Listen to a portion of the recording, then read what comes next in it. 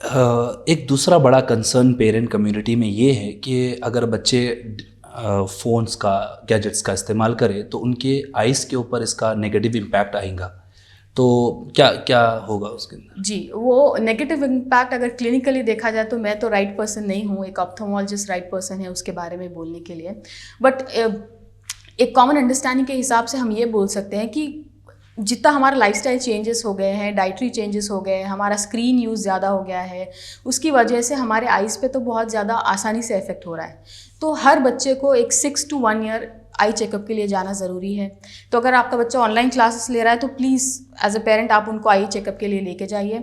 दूसरी ये चीज़ है कि ऑनलाइन क्लासेस की वजह से जो स्क्रीन यूजेज की वजह से उनके आइज़ पे जो स्ट्रेन पड़ रहा है, वो आप कई अदर दूसरे टिप्स के थ्रू आप उसको रिलीफ दे सकते हैं। जैसे कि हो गया कि let him take a break of 5 to 10 minutes, allow him to take time and break. Second is you can ask your child to do few exercises like rolling your pupils, जो हमारे दीदे हम बोलते हैं कि उसको क्लॉकवाइज और anti clockwise उसको rotate करने के लिए बच्चे को बोलिए। और दूसरा एक्सरसाइज ये है कि हैंड्स रब करके आइज़ पे रखें ताकि जो हाथ की जो वार्मनेस है वो आइज़ के जब रखेंगे तो नर्व्स थोड़े आपके रिलीज़ होंगे। तो ऐसी कुछ छोटी छोटी चीज़ें हैं जो बच्चे को आप बता सकते हैं ताकि वो अडेप्ट कर ले स्क्रीन यूजेज के लिए। एक आखिरी सवाल आपसे, ये जो ऑनलाइन एजुकेशन के अंदर बच्चों का एक्टिव पार्टिसिपेशन अगर बढ़ाना है तो पेरेंट का क्या रोल है उसमें? एक तो पेरेंट्स का ये वो मान चुके हैं कि ऑनलाइन क्लासेस तो इफेक्टिव नहीं है और बच्चा तो उसमें अटेंशन दे ही नहीं पा रहा है, ठीक है। तो बट आपको ये अंडरस्टैंड करना ज़रूरी है कि आप बच्चे को अब ऑब्जर्व कर रहे हैं क्योंकि वो घर पे ले रहा है क्लासेस। क्या पता वो स्कूल में भी उतना ही अटेंशन दे पा रहा था। अटेंशन की हम जब बात करते हैं तो बच्चे का अटेंशन स्पैन होता है, ठीक है। वो अटेंशन स्पैन ऐसा है कि बच्चे की एज के हिसाब से 2 to 5 minutes पर ईयर ऑफ एज की एग्जाम्पल, अगर बच्चा 6 साल का है तो बच्चे की अटेंशन स्पैन 12 मिनट से 30 मिनट तक ही होगी। तो आप वो बच्चे को एक्सपेक्ट नहीं कर सकते 1 घंटा पूरा अटेंटिव है। जो बच्चे 12 साल के होते हैं वही बच्चे हैं जो उनको एक 60 मिनट्स का अटेंशन स्पैन वो लोग खींच सकते हैं, ठीक है। तो आप ये एक अजम्पशन बना के मत रखिए कि बच्चे को अटेंटिव ही रहना है पूरी क्लास के दौरान। वो पॉसिबल नहीं है क्योंकि उनका अटेंशन स्पैन एक स्पेसिफाइड उसमें रहता है। बट दूसरी चीज़, हम जब उनकी एक्टिव पार्टिसिपेशन की जब बात करते हैं, आप एज ए पेरेंट कुछ चीज़ें आपको फॉलो करना पड़ेगा। हम ऑनलाइन क्लासेस को बहुत ज़्यादा कैजुअली ले रहे हैं क्योंकि हम सोच रहे हैं कि बच्चा अभी तो हॉलीडे में है तो ऑनलाइन क्लास एक बच्चे की खाली दिलचस्पी के लिए है या उसका टाइम को थोड़ा बिजी करने के लिए ऑनलाइन क्लासेस। ऐसा नहीं है, वो सेम स्टडीज़ जो स्कूल में हो रही थी वही ऑनलाइन क्लास पे हो रही है।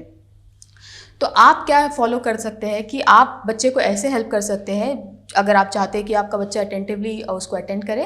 एक तो ये है कि आपको जो लाइफस्टाइल आप मेंटेन कर रहे थे लॉकडाउन से पहले वही लाइफस्टाइल आपको अडेप्ट करना है।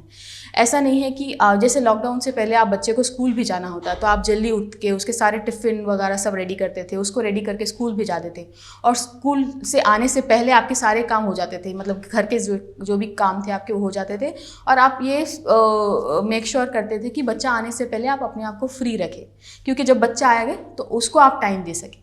तो वही आपको स्पेस से चलना है अब लॉकडाउन में भी, क्योंकि ऑनलाइन क्लासेस चल रहे हैं। तो बच्चा जब ऑनलाइन क्लास ले रहा है आप सारे घर के काम कर लीजिए और जब बच्चा फ्री होता है तो आप अपना टाइम बच्चे के लिए रखिए और सेम लाइफस्टाइल फॉलो करिए जो आप पहले कर रहे थे। दूसरी चीज़ ये है कि क्योंकि बच्चे आदी है एक टाइम टेबल के थ्रू चलने के, उनके स्कूल में टाइम टेबल होता है, उनकी हर एक क्लास का इंटरवल कब होना है या क्लास कब होनी है उसका सब टाइम टेबल है, उनके एग्जाम्स के टाइम टेबल्स होते हैं। तो बेसिकली बच्चों का एक हैबिट है या बच्चे इस चीज़ के आदी है कि उनका कुछ एक स्ट्रक्चर टाइम टेबल हो। तो एज ए पेरेंट आप उनको एक स्ट्रक्चर टाइम टेबल या स्केड्यूल बना के दीजिए कि उनकी क्लास ये से ये टाइम तक है तो उसके बाद उनको ये से ये टाइम तक उनको खेलना है और ये से ये टाइम तक उनके सारे असाइनमेंट्स कंप्लीट हो और उनका सोने का टाइम और उठने का टाइम सारा उनका स्केड्यूल्ड हो। इससे ये हेल्प होगी कि बच्चा एक स्ट्रक्चर में अपना लाइफस्टाइल फॉलो करेगा, वो जो हॉलीडे वाला फीलिंग है वो नहीं रहेगा। दूसरी ये चीज़ है कि आप बच्चे के लिए एक लर्निंग स्पेस क्रिएट करके दें। हम पढ़ तो हर जगह बैठ के मतलब कहीं भी बैठ के पढ़ सकते हैं कि हॉल हो या फिर कहीं भी, बट अगर उसको आपको सिंक करना है, आप उसको मेमोराइज़ करना है, उसको समझना है तो आपको एक लर्निंग स्पेस होना ज़रूरी है जो डिस्ट्रैक्शन फ्री हो, जिसमें नॉइज़ ना हो, थोड़ी खामोशी हो और ज़्यादा कुछ आसपास हलचल ना हो। डॉक्टर अज़रा, इस कीमती गुफ्तगू के लिए आपके हम बेहद मशकूर हैं। जज़ाकल्लाह। जज़ाकल्लाह।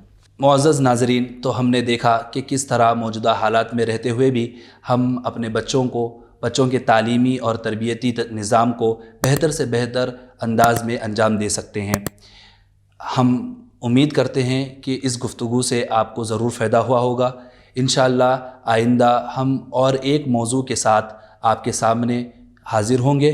आप अपना और अपने बच्चों का ख़ास ख्याल रखें और इस वीडियो को ज़रूर शेयर करें।